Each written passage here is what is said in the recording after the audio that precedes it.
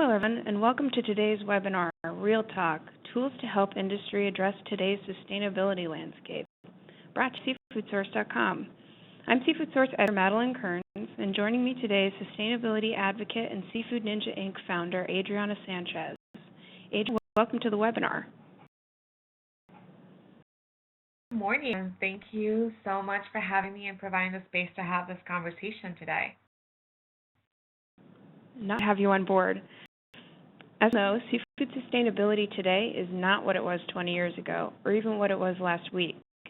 Such a complex, shifting landscape requires the seafood industry to adopt an equally robust and flexible navigation system of tools, resources, and concepts if it wishes to stay in step with the quickly developing sector.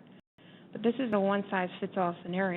Depending on where your business falls along the supply chain and what you hope to accomplish with a sustainability strategy, some tools may be better suited to you than others.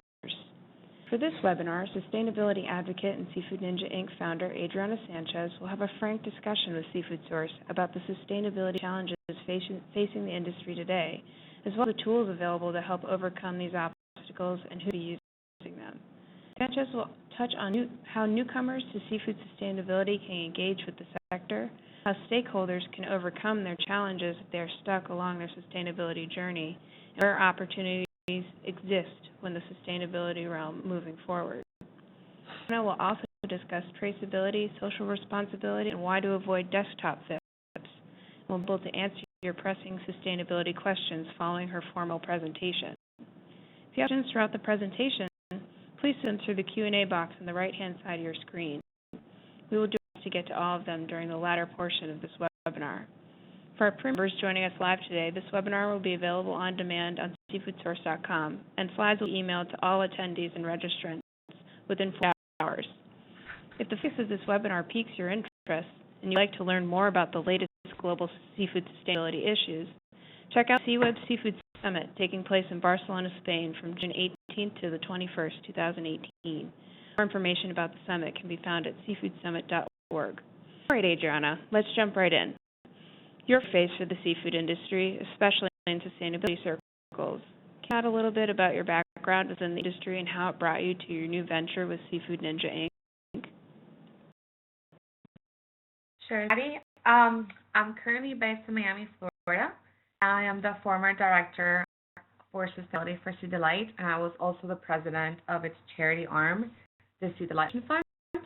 So in addition, I developed Sea Delight sustainability and traceability policies with the help of their NGO partner, Fishery. I also worked with multiple NGOs and their bio partners in food service and retail, as well as worked with the suppliers to be able to meet Sea Delight's and their customer sustainability commitments. I left Sea Delight at the end of November last year in order to pursue my passion of helping our industry engage more successfully in sustainability efforts, and led to the creation of Seafood Ninja. So I understand how confusing it can be to navigate seafood sustainability, as some customers' needs are shaped by their partnerships, and what works for one customer may not work for another one. So I shaped the mission and vision of our company to help address some challenges our industry is facing. So the mission, really, I believe in bringing cost-effective solutions that help the wider seafood supply chain to develop strategies and commitments for sourcing sustainably and become active stakeholders in the sustainable seafood movement. My vision is really to make sustainability more inclusive and truly act on the principles of pre-competitive collaboration, and also help connect emerging economies and fisheries with North American buyers. Really exciting developments. Super cool. It is that sustainability has shaped much of your path within the seafood industry, and that you have viewed key concepts of the movement from various different angles. You've developed a sustainability policy for Sea Delight, as you mentioned, and worked with Twice to do so, and now focusing on a big picture approach to sustainability through Seafood Ninja. Suffice it to say, you know your sustainability, so I'm curious about what you think are some of the biggest factors affecting today's sustainability landscape. Is there an area that you foresee having more intense impact than others in 2018? Okay, so I was giving a current sustainability landscape and talking about sustainability certifications and the rise of the Global Seafood Sustainability Initiative, GSSI, Also touch base on traceability, the NOAA Seafood and Monitoring Program new rule, which became effective January 1st of this year. Talk also about social responsibility and fishery and aquaculture improvement projects. Well, let's start off with the certification first. What are some of the challenges in this realm, do you think, and are at a point where a fishery has to have a sustainability certificate to even be considered sustainable? Okay. What are the challenges? As we all know, I think the most evident one is everyone wants certified seafood and no one wants to pay for it. So we address it. We not all fisheries can be or want to be certified. As a matter of fact, only 12% of global fisheries are currently certified by the Marine Stewardship Council. So customers sometimes only want MSC certified products. The answer is that the commitments made at corporate level require MSC products, since we can agree that at this time the MSC is considered to be the highest standard for sustainability. So what I see often is that customer X wants MSC certified products, and then the vendor panics because they really want to have that account. They react in two ways. Either they try to find an existing MSC certified fishery and then run into issues of either the fishery is being committed to another company, or there's not enough volume to meet the customs program, or the raw material cost is simply too high. The option they scramble trying to get a fishery they source from to be MSC certified without taking into consideration the costs associated with the process. So they end up realizing that the pre-assessment shows the fishery is nowhere near being certified, or they get the certification, but now the product has tripled in cost and the customer no longer wants it. So now you have a certified product and no market for it. They also end up frustrated because they spend few resources they have available, and the certification process doesn't happen overnight. And most importantly, I think something we don't talk about and some organizations don't understand is that there is a risk of getting fishery certified, and you working suppliers that maybe don't meet the quality or the food safety standard. So then the fishery itself might be certified, but you can source from that fishery because the suppliers that you're working with are working in other departments. So what happens then? It's important for players to understand that even though customers may first ask for an MSC product, because NGOs know that this is not often possible, they have built into their partnership commitments options that can be accepted. So we see customers who will accept Aquarium Seafood Watch program ratings, or they have partnered with other NGOs which also make recommendations based on the Seafood Watch ratings. They look into gear use, stocks, and environmental impact, or they even accept, fish improvement projects or aquaculture improvement projects, and sometimes other certifications that are maybe benchmarked by GSSI. So to answer your question on whether we are at a point where a fishery has to be sustainable or have a sustainability certificate to even be considered sustainable, I don't believe that that is the case today. There are a number of fisheries that are well managed and even rated as green by Seafood Watch, which not carry a sustainability eco certification but are still considered to be sustainable. So this is why it has become increasingly important to support initiatives such as the GSSI benchmarking process. It provides our industry with choices and limits the need for multiple certifications. So I really believe that having GSSI benchmark eco certifications would do our industry what the Global Food Safety Initiative did when it was first created. Comprehensive overview, Adriana. Thank you. I think now's a good time to switch gears to the topic of traceability. What are some of the latest trends and observations you've noticed when it's come to traceability? Traceability is not a hot topic, right? Especially now with a new focus on illegal, unreported, regulated fishing, and further affected by it, the NOAA Seafood Import Monitoring Program. So we know our industry has a robust traceability system in place for food safety reasons. But now find is that traceability is being defined around this concept of boat to flight. We're trying to avoid IUU. We require specific data reporting elements such as vessel names, registration numbers, port of landings. But I think the community and our industry are still trying to standardize key data elements, work with players to include these key data elements in the data they currently collect from their suppliers. For wild-caught products, It's recommended that companies collect data back at least to the fishing vessel, the trips, or fish management unit. For aquaculture products, the recommendation is that companies collect data back to farms as well as to the feed and the stock input to the farms. For those suppliers that are importing species affected by the Seafood Import Monitoring Rule, FIP, area amendment as a condition for importing to the United States have to collect a set of data, which is based on the vessel and aquaculture facility size.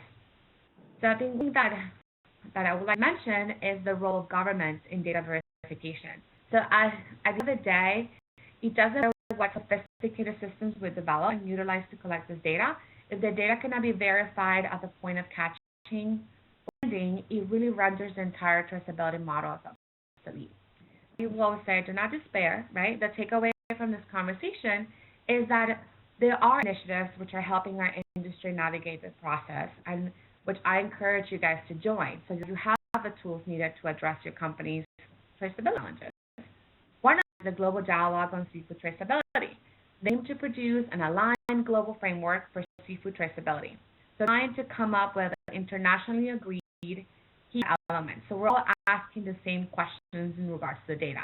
And they're also looking for developing technical specifications so traceability systems that are in place can be interoperable. There's also the Alliance for Legality and Traceability, which is the new initiative, the Global Initiative for Knowledge Exchange and Action to promote legal and sustainable fisheries through improved transparency in seafood supply chains. So I encourage industry to participate in the data labs, because if we partake in the process, and we can contribute to development of strategies that can be implemented to improve traceability within our companies. Then to use this information, so we can not only help share station, but also be aware of what is being asked of us to do moving forward into the future. Yeah, those are very engaging tools. We're following them with Seafood Source as well. It seems to me that seafood sustainability was incepted initially to address the topic of maintaining healthy stocks. But nowadays, the scope of the sustainability movement in seafood has expanded to include the fishers responsible for catching and farming seafoods of all kinds. How has social responsibility shifted and informed the sustainability landscape, do you think? Responsibility. This shift in paradigm, right? So sustainability is not really just about healthy seafood stocks, but is also closely linked to fisheries' livelihoods. So a current article published in the American Association for the Advancement of Science titled "Committed to Social Responsible Seafood," we know that forced labor and human trafficking has been found to co-occur illegal fishing. So socially responsible seafood seeks to protect human rights, dignity, and access to resources, ensure equality and equitable opportunity to benefit and improve food and livelihood security. In order for companies to address some of these issues, we have seen a rise in corporate commitments towards social responsibility. These have done through either certification audits like FEDA or SA8000, and even some retailers and food service companies have also developed their own audits. There's also development of tools to facilitate accountability, such as creating supplier code of conduct, requirements for worker contracts, and fair practices, and even purchasing agreements that require suppliers to respect fundamental labor rights. So because social responsibility is now being embedded in this idea of seafood sustainability, we see trade seafood certification, which provides a model for sustainable ethical trade that puts people in place first while addressing environmental stewardship. There's a lot of discussion about incorporating how to address social issues within fishery improvement projects, and the Marine Stewardship Council is looking to address human rights risk and other social issues within their certification. Stuff and interesting developments as well. So when we talk about sustainability, a few buzzwords and concepts tend to arise, particularly fishery improvement projects, or FIPs, and aquaculture improvement projects. Can you give a quick overview about these initiatives and how they factor into the sustainability paradigm? So, defined, right? A fishery improvement project is a multi-stakeholder effort to address environmental challenges in the fishery. So the Fishing Alliance for Seafood Solutions, for those who don't know what the Conservation Alliance is, it's an organization that connects lead conservation groups from North America, South America, Europe, and Japan that work with businesses throughout the supply chain.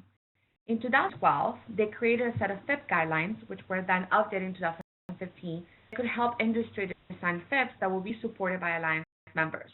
This is very important because what I have seen is you have companies and organizations that will create a FIP without following this guideline, and that they get frustrated because customers and their NGO partner will not recognize the FIP. So the guidelines really helps us to design projects that will get the recognition, will facilitate the access to market of the products sourced from the fisheries engaged in this project. The guidelines also provide guidance on what constitutes a basic versus a comprehensive FIP. For those not familiar with this concept, basic FIP is a good entry point for fisheries to begin addressing specific environmental challenges. A comprehensive FIP addresses the full range of environmental challenges necessary for a fishery to achieve a high level of sustainability. So simply put, a basic FIP often is born out of like a needs-based analysis and target specific issues, right? It's like the low-hanging fruit, specific issues that we can start first is the most cost-effective starting point. And the comprehensive FIP usually follows like an MSC pre-assessment. So a work plan addresses all of the MSC principles in order for the fishery to become certified in the future. Aquaculture Improvement Project is an alliance of producers, processors, suppliers, and buyers working together to address sustainability issues in a fish farming zone. The primary aim of an APE, we call an APE, Aquaculture Project, is to reduce the combined impacts of aquaculture practices that can rise from poor water usage practices, over-density of farms, inappropriate setting, inefficient feed management, or inefficient coordination of disease treatment. I would also like to talk a little bit about the role of Fishery Progress. FisheryProgress.org was launched in 2016 as a one-stop shop for information on the progress of global fishery improvement projects. Currently doesn't work with apes, but I believe that's one of the things that are in the future for it. I was excited to be a part of this process, and I continue to support it by being a part of the advisory committee. So what this website does, it makes tracking progress more efficient, more consistent, and it's also reliable for the businesses that support this improvement project. In a nutshell, it helps us out like weed FIPs that are not credible or making progress. It also helps industry connect, right? Becoming participants with existing FIPs or even starting new FIPs. So you can enter like a prospective FIP. So you share with your customer your intention to create a FIP, and you can start on the process of launching the FIP.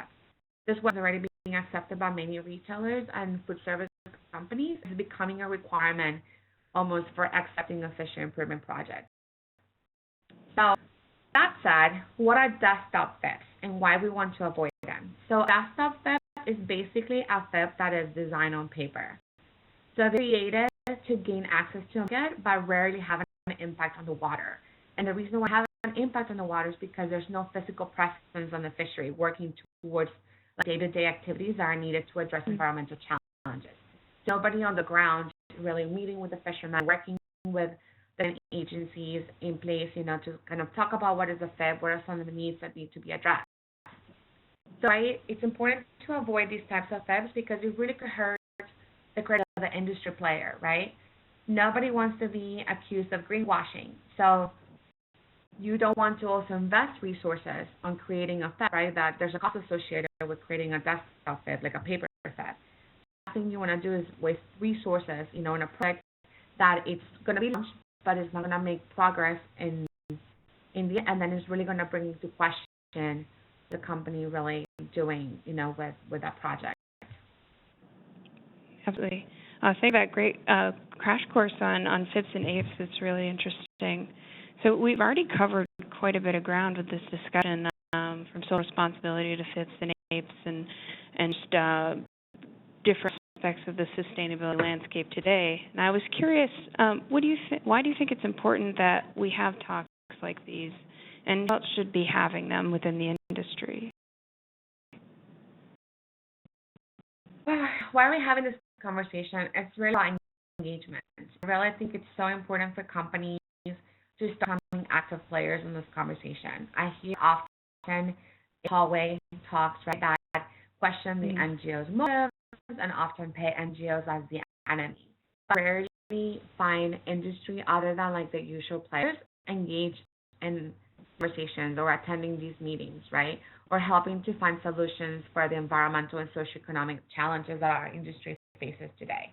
So we're really excited about this opportunity because it would allow us to discuss not only the current landscape, but also provide with resources that are available for the seafood in North America, which is in 2 weeks. So you guys could carry on this conversation at the show by either joining a supplier roundtable, attending some of the open meetings, or even reaching out to the organizations or myself, right, to meet and discuss how we can help you achieve your sustainability goals. Yeah, and speaking of which, we'll launch right into some of those resources and some of your recommendations, moving on into our broader Q&A segment. And I encourage attendees to, if you have any questions about anything we've covered or about to cover, please send a question over in the Q&A box located at the right-hand side of your screen.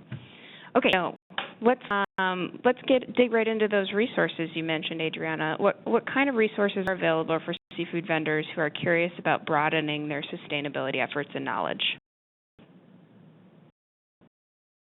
Okay, just to be clear, there are a lot of organizations, and they're part of the Conservation Alliance. So that's just a few resources that I put on the slides, and I'm going to go over them quickly, since you'll have deck, so you can read more in depth with it. Fish Choice, it's one of them. They're going to have a booth as well, which we'll mention on the next future slide. Future Fish has really great resources for industry to help sort of navigate some of these conversation topics. I would encourage everybody to connect with the Conservation Alliance for Seafood Solutions.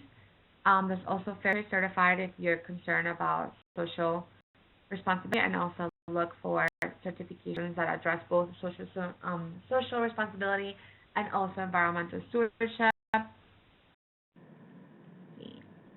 So obviously, Sustainable Fisheries Partnership they have supplier roundtables, which are very helpful if you're going to engage in specific products and find out what FIPS are available. Fisheries, like I mentioned, I work with Fishwise and Sea Delight to help us develop our sustainability and traceability policies. They also have programs that can educate you guys on human rights. The GSSI we already covered. It's a benchmarking process, so I really encourage you guys to support that as well. Awesome.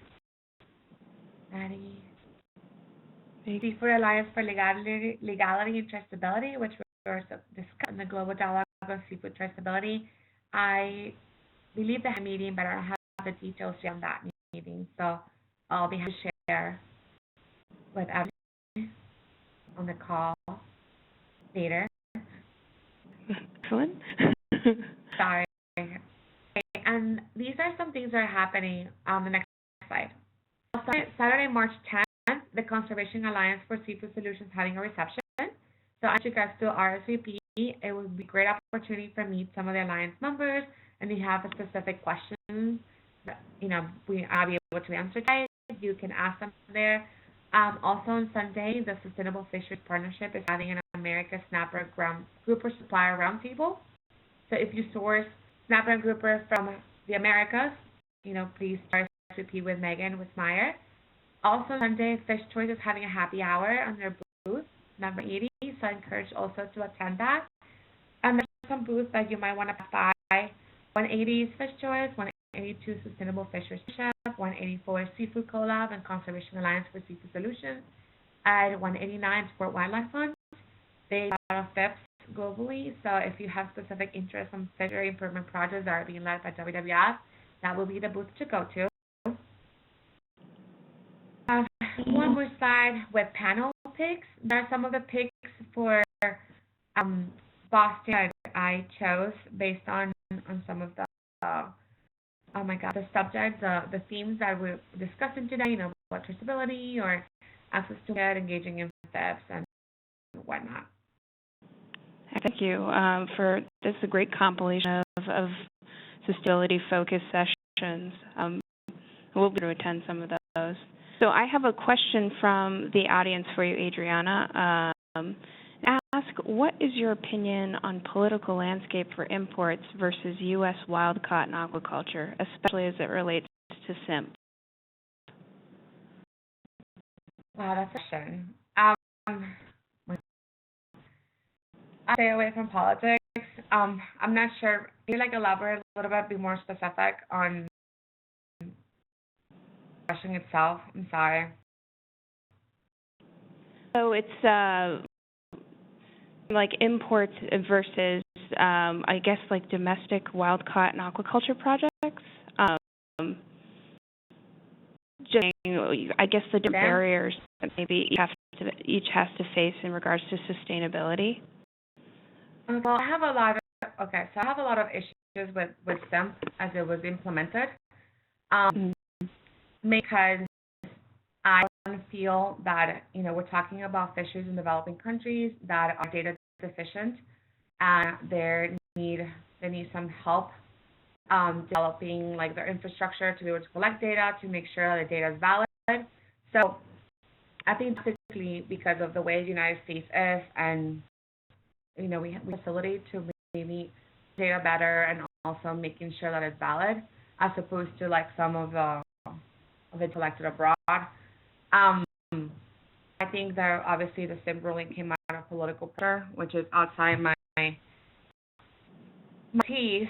And I'm hopeful that as it gets implemented and we can understand some of the shortcomings with addressing the data verification portion of that we can, improve the program itself, or even just kind of that would be my hope, if we could start with something a little more practical. But that's just my personal opinion on that. Pulling that. So I have a question in regards to consumer perception, which you mentioned a couple of times. And it seems that there's an ample opportunity to really engage consumers more with this concept of seafood sustainability. Do you think that there's any sort of entity or group or companies who should take the lead on engaging consumers, and how should they do so? Well, I know the National Fisheries Institute is really done a great job to kind of promote seafood in a positive way. I feel like retailers, they have a more direct on consumers, have an opportunity to create more awareness about sustainable seafood. I understand that the sales are such a small percentage of the entire, that sometimes they I think it's not I don't know that they don't feel like they can fund it or not as important. We know that sustainability is mostly industry-led, but there's so many missed opportunities, right, to engage new generations, millennials. We're talking about marketing strategies. Influencer marketing is such a big thing these days, so it will be nice to see how we tap into influencer marketing, maybe work with more noticeable people, like artists or and famous, so-called famous people, and raise awareness about seafood sustainability. Sort of like what DiCaprio has done with Love the Wild, but maybe not just DiCaprio, Love the Wild, but other opportunities to kind of reach out to those consumers. I'd like to see more commercials. I've never seen a commercial hey, come to our store and enjoy the sustainable seafood from, I don't know, one is an ad. I think that on TV. Maybe it would be nice to see that. But there's obviously some opportunities for growth when reaching the consumer, and then a generational shift now with more younger folks, sort of being concerned about their environmental impact or wondering where the seafood comes from. So maybe 5 years, from here to 5 years, we can have a little more impact on consumer awareness. Do you see social media factoring largely into that moving forward, or opportunity? I really do. I think Instagram it's the place for influencer marketing. A lot of companies already engaging in Instagram, Twitter also. So I think that would be if we could put some resource out into utilizing social media for that end, would be great. I know that the industry is not the best steward of their own resources. We have a lot of bad news, I guess, and the 20s, so I would like to see more positive on what industry is doing well and why sustainable seafood is the way to go and the benefits of seafood, just for like diet. There's definitely a good opportunity in that realm. So I have another question from our audience, and they say, we heard that MSC is developing TIM, a transition to MSC certification. Do you have any knowledge of that, and do you foresee how it's going to make a difference between TIM and the fisheries progress? Well, I understand. I don't think it's going to make a difference between like TIM, like your progress. I don't think it's going to have an impact with that. I think because the IC knows that, a lot of fisheries have some challenges going through a certification process. They have to develop some kind of aid with that process, getting like ready for certification. I don't think I know MSC is involved with the Fishery Progress Advisory Committee, so I think they're like mutually exclusive. Everything is done in a way that the ultimate goal is to have fisheries better managed and sustainable. So both hand in hand, really. Another question from an attendee asking, what can small shellfish farms in the U.S. particularly do to better promote the sustainability that is already built into their farming methods with breaking the bank? And that's like the $1 million question, right? Yeah. I really think it's to do with like messaging, and the message that a lot of this like locals have is that there's a movement also for like local, right? Like eat local, support local fisheries and local fishermen. Yeah. So if you could tell the story, about your product and how it benefits a specific community, use social media, for example, to do that. I think it can be done in a way that is cost effective. I really find it's all about storytelling, right? Storytelling is today's kind of addressing, consumers. And sort of sticking, veering a little bit into customer demand. It's another really good question from the audience. Is there a regional difference between customers demanding to include social responsibility in seafood sourcing? Like, have you seen that? Can you repeat that? Yeah. No. Is there a regional difference between customers demanding to include social responsibility in seafood sourcing? Is there like a specific region in the world that's sort of like, I guess, taking the lead on this? I know that in Europe, social responsibility, just like sustainability, is very. They're leading, I guess, the way in addressing some of these issues. I would like now with the news, rather breaking news on IUU and human trafficking and slavery that were like dug out last year. A lot of importers in the United States are starting to think, take these sort of things seriously and looking at our supply chain and trying to address some of those issues. Like nobody wants to get red-handed, And I understand there's some frustrations from like the industry importers, like until when are we responsible for things that happen in other countries, right? A lot of some of these issues have to do with governance, right? Like poverty levels, enforcement regulations, policing, that they don't have the resources, corruption. But because we are leaders and global leaders or global importers in the quantities that we do import in the United States, it's important at least we make an effort to develop policies that say, we are going to source products that are caught, by these methods or from, countries that have been found to commit crimes against humanity, and then that exerts political way to these countries, so that they can also address some of their issues issues, social issues affecting them. Um, and sort of, I think it's kind of like power in the masses, right? If we put her as importers, then policies really respond to they're elected, right, officials, so they respond to their people, and also, the value of the export of their commodities means to them in power. It's a really good answer to a complicated and unfolding question, I think. So thanks for taking that one on, Adriana. I try. Yeah. So another audience member asked, sort of back to what smaller importers and I guess like companies and suppliers can do. How do smaller importers maximize the money they are spending on sustainability? What's the most important thing to start with?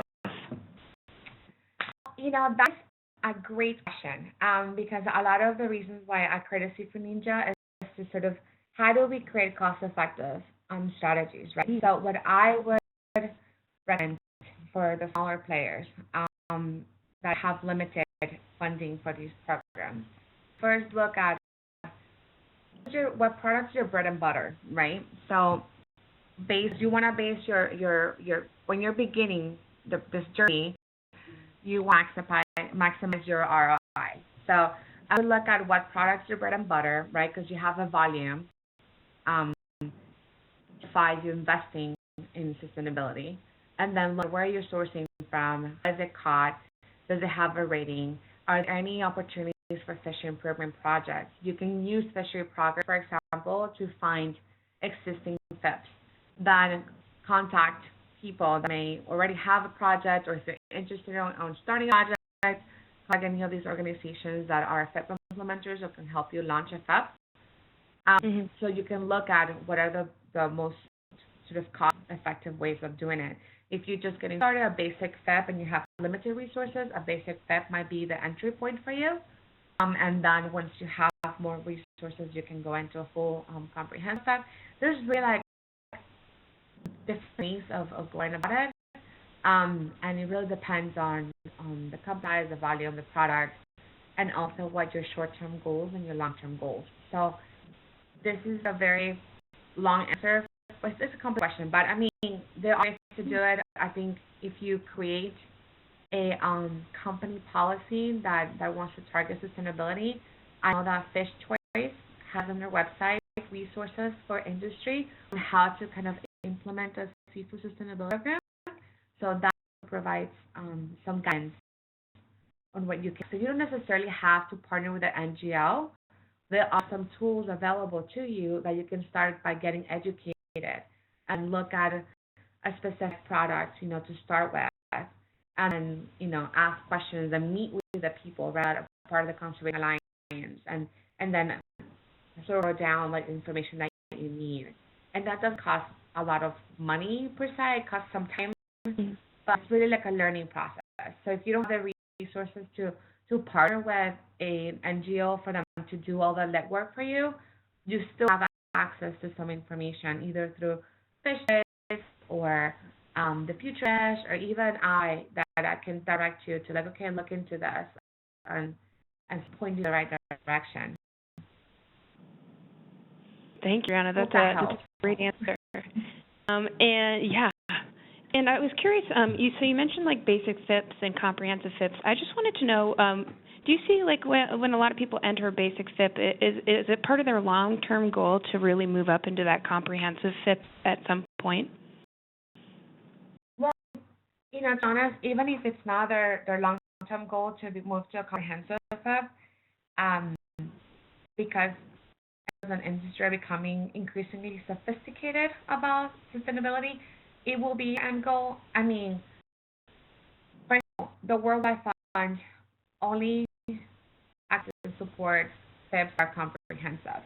So if you want to sell to one of their partners, right, start with a basic FIP, and you have to tell them our goal is to become a comprehensive by 2020 or 2021, right, so that they can review that. If you get to a comprehensive FIP by then they're going to advise their partner not to source from you anymore. So it depends on on who your customer is, there are other customers that will accept a basic step, but that will hold you accountable to making progress and being credible. They may be partnered with an NGO that uses fisheryprogress.org. So then you'll be required to enter your basic step in fishery progress, so that customer of yours can track what's happening with it. And then at some point, if it's been 2 years, then ask the question, why you're not addressing the full range of systemic issues. So at some point, you can, basic step is a great starting point. And I will say there's some arguments about whether this is the way to do it or not do it. But at the end of the day, really, you have to, the company, look at who your customer is and your long-term goal before you start on anything. If you want to make sure that the few resources that you have available for a specific project or for your overall company policy need to be like on point, because you don't want to be like wasting your money, right? So that's my answer for your question, but I mean, that's what I would recommend. If you don't have a 15 or 20,000 plus to go on MSC pre-assessment and another few thousand to pay somebody to implement the FIP, a bank will give you a starting point. That it will allow you to have time to create funding models, right? You can get clear, either looking for other partners that want to join the FIP with you, looking at donating 2 cents per pound. Some companies do that. Seeing if your customer wants to also match the 2 cents per pound so that you can fund the FIP. There's really an array of ways that you can get creative, to try to figure out how to do that in the long term. That's real. Thank you for that clarity. I have another question from the audience. They ask, the seafood industry has been attacked for IUU practices as well as fraud for seemingly ever. What can we do as an industry to celebrate the success stories better and more effectively, you think? This is a great question, because it reminds me of the conversation that I had with you, Maddie. We as an industry are not a unified front. We spend so much time competing with each other that we don't really put forth the messaging, the unified messaging of the success stories. So Unify is doing it in a way, Seafood Source also doing it in a way. But what about mainstream media? You see 2020, right, demonizing the seafood industry, but you don't see, magazine or, this news outlets really talking about all the stuff that we're doing.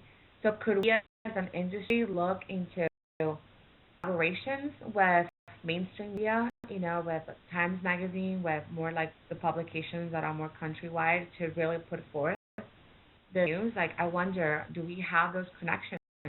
Who has connections, and who will be willing to use that for sort of the common good, right?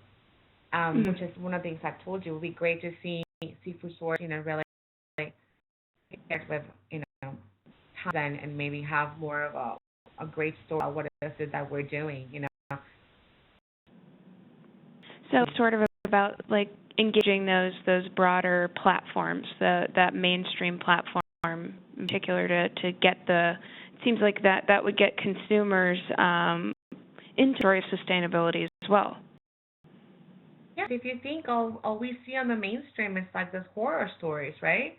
Oh, it's like slavery and trafficking and additives and hormones. But, these consumers will go to the supermarket on 4th of July and stuff their faces with like hot dogs and sausage and things that have like more hormones and preservatives than the stuff that we put in our products, right? But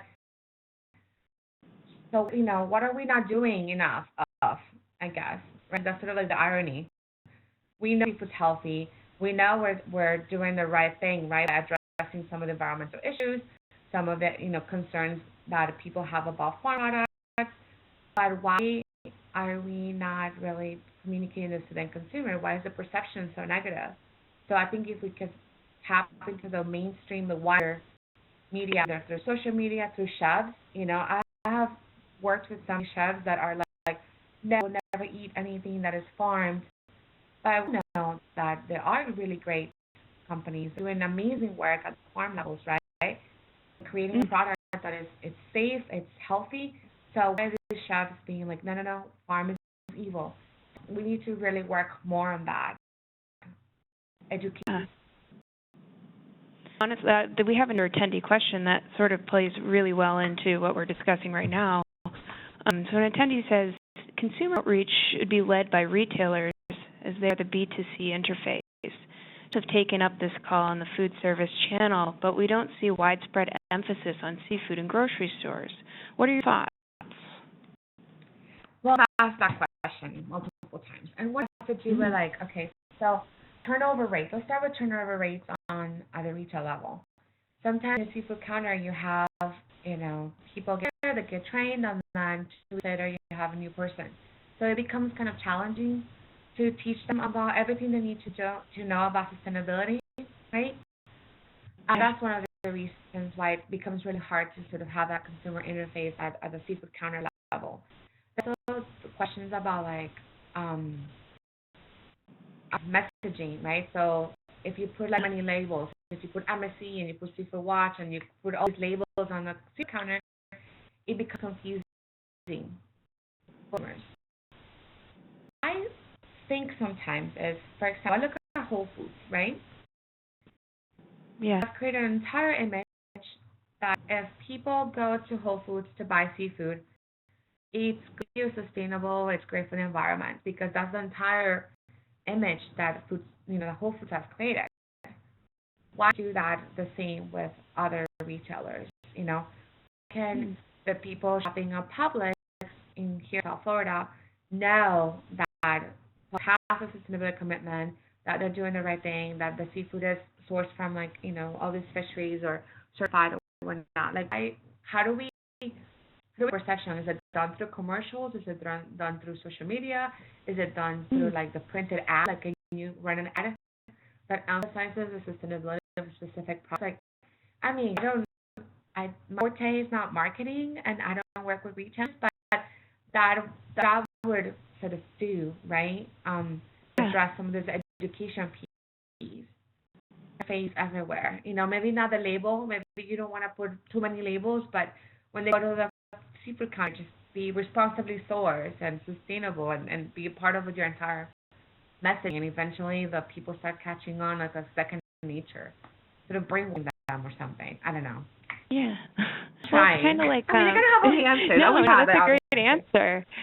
I think you bring up Whole Foods, and it's really interesting because this is like a really good opportunity, it seems, for industry and retail, because I think part of what makes Whole Foods so appealing to that type of consumer who goes there is that Whole Foods brands itself as a sustainable source for your groceries. And pretty much every grocer can have that. Every retailer can have that, and most of them do. And I think it's a great idea to sort of blend brands between a seafood product and an industry product with that retail. So I think what you're saying about branding is really interesting. And sort of sticking with those this consumer act that we're on, another attendee says that recent trends in market surveys suggest that sustainability is dropping in importance regarding consumer buying choices. Safety, for example, seems to be the most important still. Do you see the importance of sustainability waning? Is there a future direction do you think it's going to continue to wane? Is it waning now? Will it wane in the future? Okay, so this is like a personal answer.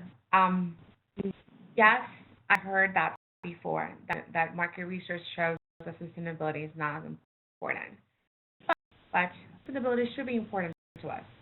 So regardless, whether that's going to be a factoring issue when a consumer, there might be a preference for safety and even price, right? Like sometimes it boils to like the dollar difference between a product or not. Because of our industry depending on these resources for the future to exist, we should be pushing that education piece regardless. If we are stewards of the resources and we address this now and continue to address it in the future, we miss opportunities for, one, making sure that the stocks of are globally are healthy, and also those future generations. Because maybe Mama Jane does about sustainability now because they're interested on just points of food safety, but their kid is looking at what we're putting out, right? Children read everything. So paying attention, they're asking questions. No, my kids ask those questions. Yeah. And then they're going to grow up one day to become consumers. So if we continue to talk about sustainability and the messaging and putting it somewhere visible, those eventually, those kids grow up and become consumers. And maybe it doesn't matter right now so much, but then in 10 years it will, or 15 years. So it's kind of like the long-term picture that I look into. And that's why I think it's so important to continue pushing this education piece, talking to consumers, anybody who will listen, because eventually, I think osmosis or symbiosis, which one is it? And I'm totally not from science, but people catch on it, right? Like it rubs off on people, just like recycling did. I think that's what we're recycling too, and now it's composting. So if you have the conversation, apparently, it becomes like a trend. I love on people, and those people, especially kids, right, the young ones, become consumers at some point. We can capitalize on that in the future. Do you think that that's a great opportunity to sort of get into to schools and like the school lunch programs? I know that in certain regions in the U.S. that seafood has become sort of more prominent at the school lunch level. Could there be an education component piece to that, you think? Yeah, we constantly go like, America has an obesity problem, right? Like Americans are fat, and we think about food as being healthful, healthy choices, and we look at obesity and children. So yes, most definitely, if we talk about seafood, healthy choice, and we also incorporate messaging of like sustainability, you're sort of really addressing the gamut, right, of issues. But a lot of people see that sort of, maybe like they don't see the return on investment immediately, so they might shy away from investing in the programs. But I think it's the future, for our movement, for the sustainability in general, the industry as a whole. Yeah. Well, you've been doing a great job answering all these questions, Adriana. I've just got a couple more before we wrap things up. Another attendee asked, what message do you think resonates most with consumers without confusing them? Well, I think we need to step away from labels. And labels are confusing. Can be confusing. So I think messaging has to be about stewardship and I guess like good citizenship, right? About resources, about seafood. We need to go back to the basics. Seafood being healthy, sourcing being responsible, and protecting the oceans. I think that sort of resonates with consumers, like what are we doing to make sure that we have this fish in the future and that their children can enjoy those resources also. That makes a lot of sense. Thank you. And so I and most of the attendees here are curious, what can companies hire you to help them with? What kind of services can you help with with different partners with the Seafood Ninja venture? I can do it all. No, I'm like seriously. Okay, so Seafood Ninja was not created to raise NGOs and the work they're doing. So I would not, for example, implementers. That is not the role of Seafood Ninja. It's more of a kind of a comment holding, and I hope I don't offend anybody. But love to come into an organization, have a conversation, right? A sort of fact-finding. Are your goals, if you have any, maybe you don't have any goals, and then I come up with goals for you, or understanding your supply chain, understanding your product, where you're sourcing from, and then really just providing some strategic planning. This is sort of like what I recommend that you do, my experience moving forward, and providing you a starting point that either you can do by yourself, if you are for it, or you have the staff, right, that you want them to do it, or I can do it for you. So I will walk you through the process for you to be able to get where you need to be and connect you, obviously, with a network. So with different organizations and make recommendations based on, do you want to tackle human trafficking and slavery? Then I will connect you with an organization that had expertise, and then they will take it from there. If you want to address issues with like traceability and it's really sort of technology, IT, I will connect you with somebody that could help you with that.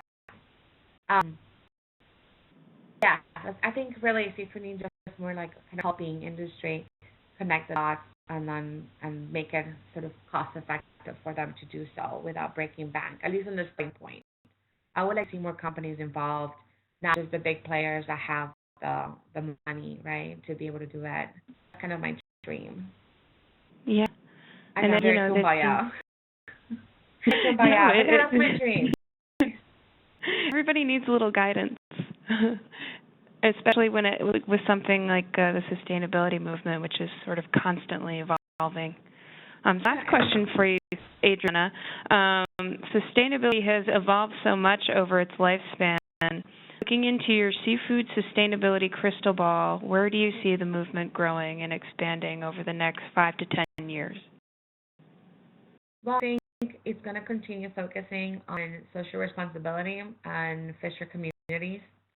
We're going to be more also traceability. I think we've been talking for traceability for a few years, and it's still sort of an ongoing conversation. There's a lot of companies that will need help with sort of addressing traceability within their supply chain, and also working, I think, with governments, right, and how to enforce regulations and even verify the data that's being collected on their own fisheries. I also see climate change being the thing that's going to be gaining momentum with sustainability. Ghost Gear. I didn't mention Ghost Gear initiative, but also something that is being discussed, how to address Ghost Gear and some of these fisheries. So I mean, like it's evolving, and I'm very excited to be a part of it and see where it takes us, the next 10, 15 years. Absolutely. Well, Adriana, thanks so much for joining us today and taking the time. Great discussion and really great insight from you, and it's been a treat, and we're looking forward to seeing you in Boston next month. Yeah, there, and if the questions that were not addressed, I'm happy to add them after the webinar is over. It's going to be helpful. Good, and we'll be able to get some of those questions over to you if anybody has any lasting questions that we weren't able to address today. So thank you again, Adriana, and to everyone invited, thank you for attending. You've been attending today's webinar, Real Talk, Tools to Help Industry Address Today's Sustainability Landscape, brought to you by seafoodsource.com. Present today was sustainability advocate and Seafood Ninja Inc. founder, Adriana Sanchez. If the topic interested you and you'd like to learn more about the latest global seafood sustainability issues, check out the SeaWeb Seafood Summit taking place in Barcelona, Spain from June 18th to the 21st, 2018. For more information, please go to the seafoodsummit.org website. I'm Seafood Source editor Madeline Kearns saying thanks for joining us. And for our premium members and registered attendees today, joining us live, the webinar will be available on demand on seafoodsource.com and will be emailed to you within 48 hours. Take care.